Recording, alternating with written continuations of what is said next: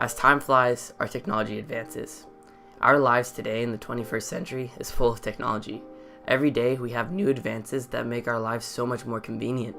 Technology is such a necessity today. If you look around anywhere, you always find a handful of people looking down at their smartphones or any other electronic devices. However, as we enjoy the wonders of technology, many people look over what works behind the scenes of our electronic software. It's been found that our electronics are allowing us to head towards the lifestyle of the novel 1984.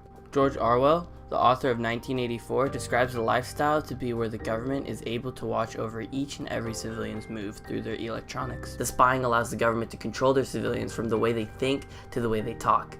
You may be asking yourself, how is this happening today? Well, Edward Snowden, a man who worked formerly as a contractor for the US government, stole 200,000 classified files from Hawaii NSA headquarters and fled to Hong Kong, releasing these files to journalists. In these files, they uncover many hidden programs that the government uses to spy on us. I'm Ahmed, Ghaddah, and today in this documentary, I'm about to be uncovering some of the programs that the government uses to spy on us and how this is allowing us to head towards the lifestyle of 1984 in a sense of being surveillanced every second and every minute of our lives. So let's talk about some of the software that the government uses to spy on us. To begin with, PRISM is a system the NSA uses to gain access in order to collect information from servers of massive companies like Microsoft, Yahoo, Google, Facebook, and the list goes on. Edward Snowden proves that they have the power with PRISM to access everyone's emails, documents, photographs, and other sensitive user data stored in these major companies. These companies alone serve a big part of our daily lives. We use Yahoo and Google to search our everyday questions and tasks.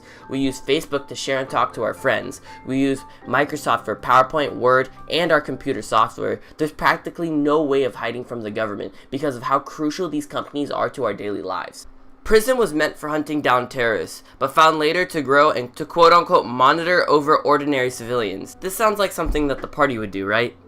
They would monitor over their civilians for suspicious activity, not trusting their civilians, not giving them the freedom, even if they have no suspicious activity. Nowadays, many computers have built-in cameras, which could be a swift access for the government to spy on us. More specifically, the GCHQ, in one 6-month period in 2008 alone, the agency collected webcam recordings from more than 1.8 million Yahoo users' accounts globally. This situation kind of connects to 1984, Big Brother's watching you. The government's able to watch you through the camera. Not only are they watching you through the webcams, but they can also watch you through the smart TVs we have today. Now that TVs are advancing and becoming voice activated, this gives the NSA a clear way to spy on us. They can listen to your conversations through a product called Weeping Angel. WikiLeaks wrote, "Weeping Angel places the target TV in a fake off mode, so the owner falsely believes the TV's off when it's on. In fake off mode, the TV operates as a bug, recording conversations in the room to government servers." This sounds like the 1984 telescreens. We are slowly living in the lives of 1984, and it doesn't stop here.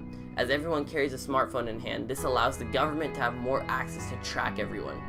The US National Security Agency is collecting billions of records a day to track the location of mobile users. Cell phone towers from our providers have the accessibility to be able to track any civilian, and the government wants to use that to find us. In 2011, records showed that the FBI requested 1.3 million customers' phone records.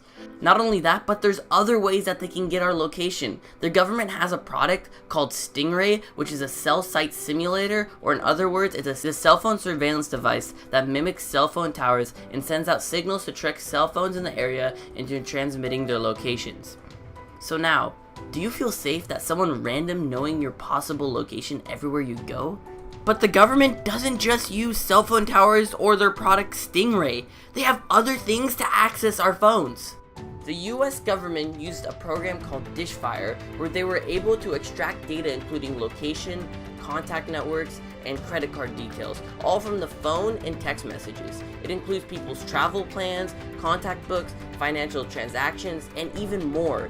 An agency presentation from 2011 leaked by Edward Snowden subtitles SMS text messages, a goldmine to exploit.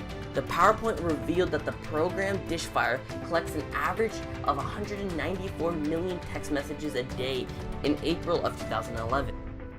As people continue to analyze these files, we begin to realize that the government is able to watch our every step.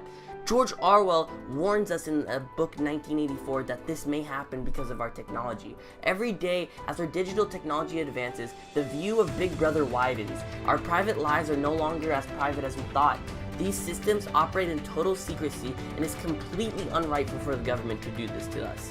America was meant to avoid unreasonable search and seizure. We need to have our rights of the Fourth Amendment back. Our freedom and right of privacy should be valued by the government. The government needs to use the resources to protect us from terrorists and serious threats to our society in America. The ordinary civilian shouldn't be looked over for doing nothing. As more information continuously leaks about how the government spies on us, it makes me question, are we really living in the land of the free?